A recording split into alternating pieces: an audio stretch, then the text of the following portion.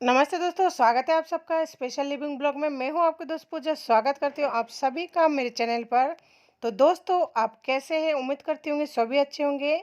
हमेशा मेरी सुबह 4 बजे उठना हो जाता है, क्योंकि मेरा जो आदमी है वो थोड़ा जल्दी जाते हैं, यानी हस्बैंड वो 7:30 बजे घर से निकल चुके होते हैं। तो इस वजह से मुझे सुबह का काम थोड़ा जल्दी निपटाना पड़ता है। और मेरे साथ ही, जैसे कि मैं आपको पहले पिछली वीडियो में भी बताया, कि मेरे बच्चे भी उठ जाते हैं।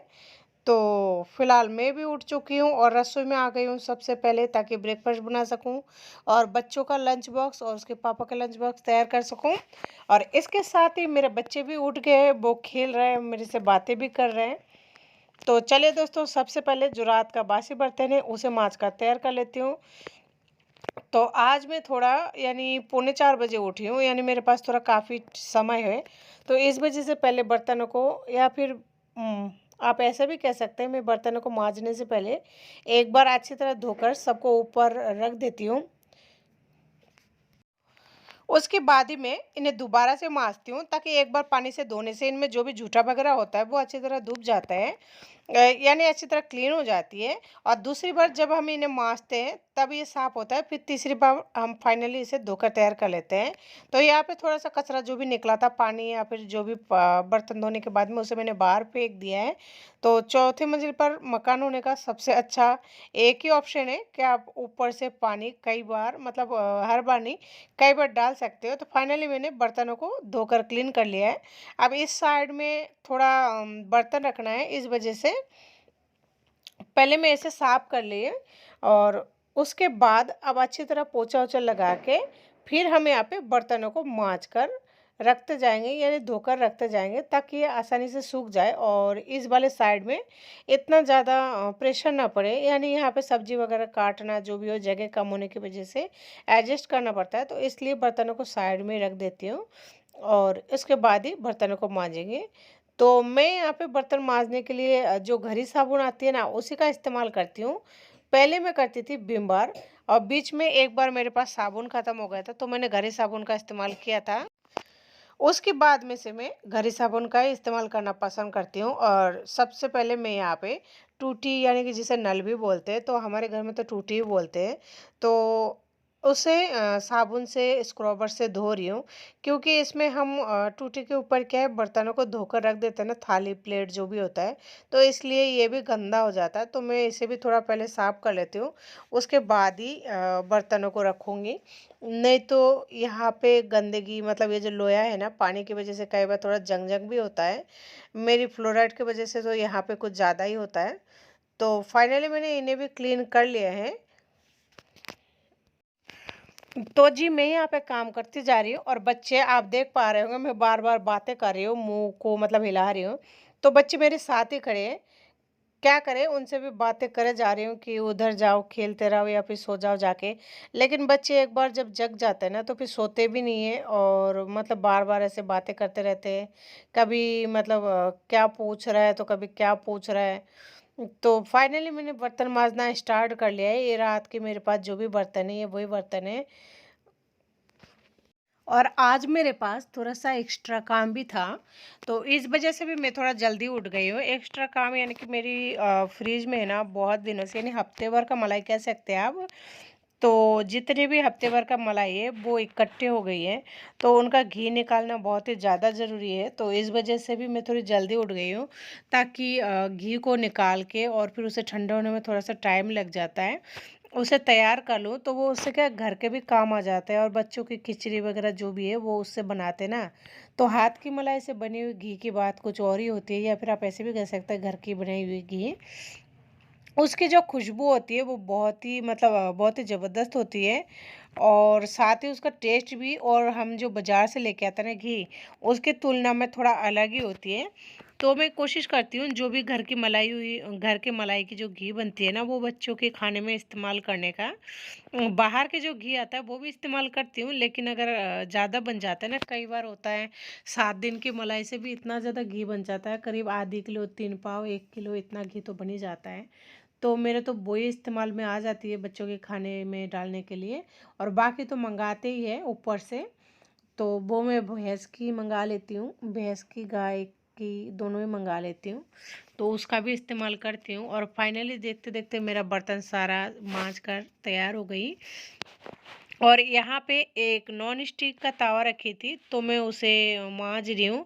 लेकिन नॉन स्टिक का बर्तन होता है ना, वो तो बहुत ही मतलब सावधानी से माँजना होता है, क्योंकि इसका जो ब्लैक कलर का जो पॉलिश होता है ना, वो उतर जाती है। और मेरे पास माँजने के लिए स्क्रबर है, लेकिन इसे मैं ज़ोर से नहीं रगड़ रही हूँ, क्योंकि इसका जो पॉलिश है, उतर जाती है बहुत जल्दी। ये जो तवा होती है ना, 6 महीने भी नहीं जाती है। मैं इसका इस्तेमाल कई बार करती हूँ, जैसे कुछ बच्चों के लिए बनाना हो पैनकेक वगैरह, तो इसी में बनाती हूँ। इसमें बहुत ही कम चिपकता है, इस वजह से इसमें बनाना बहुत ही आसान हो जाती है। और अगर अपन लोहे की तवा वगैरह लेते हैं ना, तो उसमें चिपक जाता है, उतने अच्छे से नहीं बन पाता है। तो कई चीज़ ऐसी होती है जिसमें नॉन स्टिक का बर्तन काफ़ी अच्छा रहता है। वैसे भी पहले नॉन स्टिक का बर्तन वगैरह इस्तेमाल नहीं करती थी, ये थोड़े दिनों से करने लगी हूँ, वो भी किसी काम की वजह से। और मैं इसको माँज के अलग से रख देती हूँ। वैसे नॉर्मली जो हम सभी घरों में करते हैं ना, लोहे की तावे का इस्तेमाल, तो मैं भी उसी का इस्तेमाल करती हूँ। मैं भी लोहे की तावे का ही इस्तेमाल करती हूँ गर्मियों में, तो रोटी वगैरह बनाने के लिए। हाँ, आप सोच रहे होंगे गर्मियों में क्यों? एक्चुअली सर्दियों में भी उसी का इस्तेमाल करती हूँ, लेकिन वो होता है ना, सर्दियों में कई बार बाजरे की रोटी, तो कई बार मक्के की रोटी। तो इस वजह से हमें क्या करना पड़ता है, एक्चुअली कि मेरे पास है ना मिट्टी के तवा भी है, जो बाज़ार में आसानी से मिल जाती है। तो मैं भी कुम्हार के पास से मिट्टी के तवा लेके रखी थी। मिट्टी के तावे में ना बाजरे की रोटी हो, तो बहुत ही अच्छी लगती है, बहुत ही सोंधी-सोंधी खुशबू आती है। और साथ ही अगर चूल्हे पर बनाया जाए ना, तो उसका टेस्ट और भी अच्छा लगता है। मुझे तो बाजरे की रोटी चूल्हे पर और मिट्टी के तावे पर काफ़ी पसंद आती है। और हमारे घर के सभी को पसंद आती है, क्योंकि बाजरे की जो रोटी है ना, वो तावे पर खाना, लोहे के तावे पर खाना पसंद नहीं करते हैं।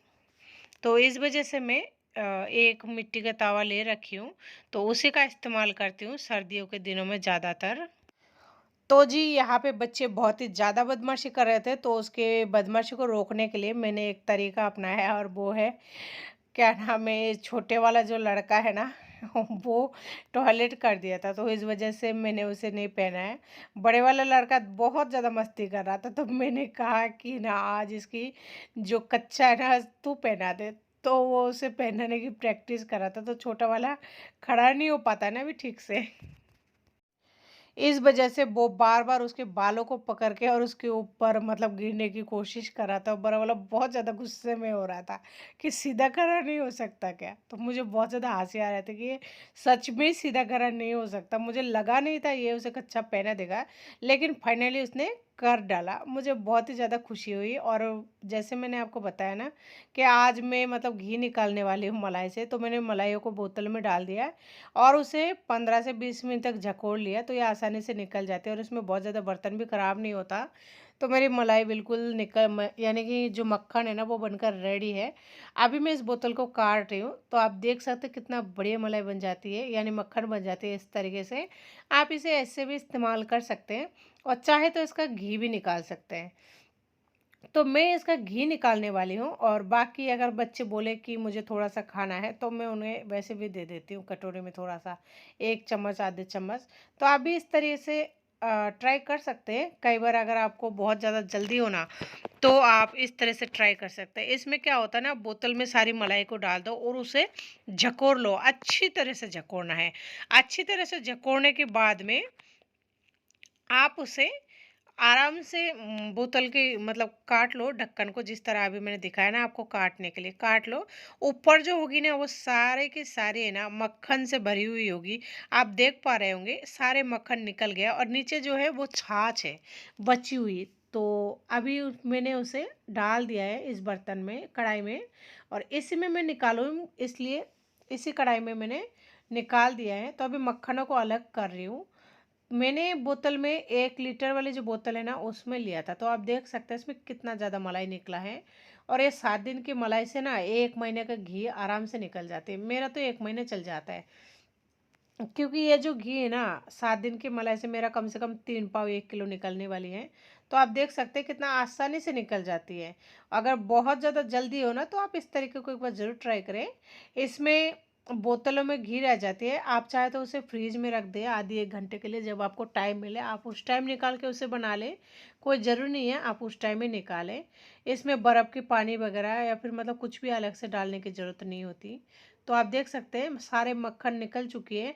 अब ये जो छाछ है ना, इसका इस्तेमाल अगर बहुत ज़्यादा दिन हो गए आपकी मलाई को, तो आप उसका इस्तेमाल तो वैसे भी नहीं कर सकते, क्योंकि मलाई बहुत ज़्यादा दिन हो जाने से ना जो छाछ निकलती है वो कड़वी होती है।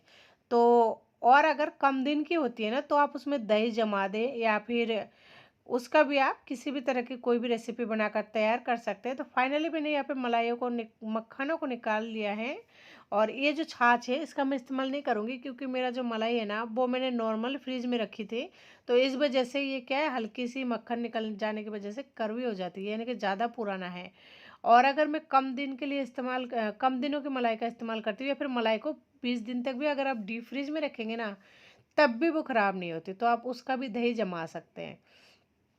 तो जी इसका तो मैं इस्तेमाल नहीं करूँगी, तो चलिए इसे फेंक देते हैं, या फिर छलनी से छान कर इसमें जो भी है ना वो तो निकाल लेंगे हम, और बाकी का जो है उसे फेंक देंगे। तो जी अभी मैं आपको दिखा देती हूँ कि एक बोतल मलाई से, यानी कि एक बोतल मलाई जो हमने 1 किलो का बिस्लरी आती है ना, उसमें से इतना मक्खन निकला है। ये आधी किलो के लगभग है मक्खन, और ये पिघल जाए तो मैंने इसे गैस पर रख दिया है। आप देख पा रहे होंगे ये मतलब कितना सारा घी निकला है 7 दिन के मलाई से। और इस तरीके से कुछ ज़्यादा ही निकल जाता है, कई बार होता है ना उसमें कि जो मेवा होता है वो ज़्यादा रहता है, लेकिन इस तरीके से कम निकलती है मेवा। तो ये ठंडा भी कर लिया है मैंने, आधे घंटे तक इसे रख दिया था, अच्छी तरह ठंडा हो चुका है। तो इसे छान कर मैं किसी डिब्बे में भर दूंगी एयर टाइट, और ये जितना दिन चलेगा उतना दिन चलेगा। और थोड़ा सा जो माव बच जाता है ना, इसे भी अगर कभी आप निकालते हैं तो इसे फेंके नहीं, इसका भी रेसिपी बनती है, लड्डू पराठा कुछ भी बना सकते हैं। तो आज की वीडियो को मैं यही एंड करती हूँ, मिलती हूँ फिर किसी नए वीडियो के साथ में।